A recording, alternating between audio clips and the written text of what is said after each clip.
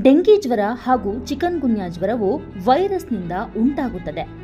ಹಗಲು ಹೊತ್ತಿನಲ್ಲಿ ಕಚ್ಚುವ Aedes ಸೊಳ್ಳೆಯಿಂದ dengue, chikungunya ಒಬ್ಬರಿಂದ ಮತ್ತೊಬ್ಬರಿಗೆ ಹರಡುತ್ತದೆ.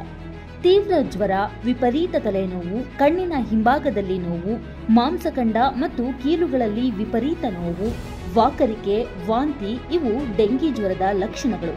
ಇಂತಹ ಲಕ್ಷಣಗಳು ಕಂಡುಬಂದಲ್ಲಿ ತಕ್ಷಣವೇ ವೈದ್ಯರನ್ನ ಸಂಪರ್ಕಿಸಿ ಸೂಕ್ತ ಚಿಕಿತ್ಸೆಯನ್ನ ಪಡೆಯಿರಿ. ಡೆಂಗಿ ಜ್ವರವನ್ನ ರಕ್ತ ಪರೀಕ್ಷೆಯಿಂದ ಪತ್ತೆ ಹಚ್ಚಬಹುದು. ಡೆಂಗಿ ಪರೀಕ್ಷೆ ಹಾಗೂ ಚಿಕಿತ್ಸೆಯು ಎಲ್ಲ ಸರ್ಕಾರಿ ಆಸ್ಪತ್ರೆಗಳಲ್ಲಿ ಉಚಿತವಾಗಿ ಲಭ್ಯವಿರುತ್ತದೆ.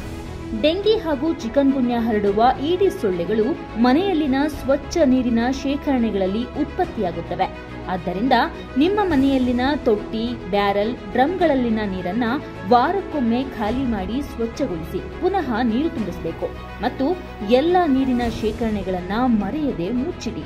ಮನೆ, ಶಾಲೆ ಹಾಗೂ ಎಲ್ಲ ಸರ್ಕಾರಿ, ಖಾಸಗಿ ಕಚೇರಿಗಳು ಹಾಗೂ ಸಂಸ್ಥೆಗಳ ಒಳಾಂಗಣ ಹಾಗೂ ಹೊರಾಂಗಣಗಳಲ್ಲಿ ಘನತ್ಯಾಜ್ಯ ವಸ್ತುಗಳನ್ನು ವಿಲೇವಾರಿ ಮಾಡಿ ಹಾಗೂ ಘನತ್ಯಾಜ್ಯ ವಸ್ತುಗಳಲ್ಲಿ ಮಳೆ ನೀರು ಸಂಗ್ರಹವಾಗದಂತೆ ನೋಡಿಕೊಳ್ಳಿ. ಹಗಲು ಹೊತ್ತಿನಲ್ಲಿ ವಿಶ್ರಾಂತಿ ಪಡೆಯುವವರು, ವಿಶೇಷವಾಗಿ ವೃದ್ಧರು, ಗರ್ಭಿಣಿಯರು ಹಾಗೂ ಮಕ್ಕಳು ಸೊಳ್ಳೆ ಪರದೆಯನ್ನ ಬಳಸಬೇಕು.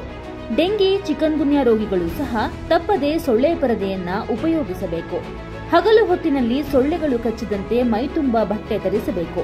ಸೊಳ್ಳೆ ಪರದೆ, ಸೊಳ್ಳೆ ಬತ್ತಿ, ಮುಲಾಮು, ದ್ರಾವಣಗಳನ್ನ ಬಳಸಬಹುದು.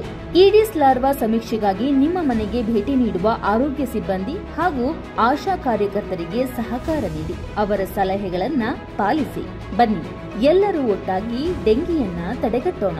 ಸಮುದಾಯದೊಂದಿಗೆ ಸೇರಿ ಡೆಂಗಿ ಜ್ವರವನ್ನ ನಿಯಂತ್ರಿಸೋಣ.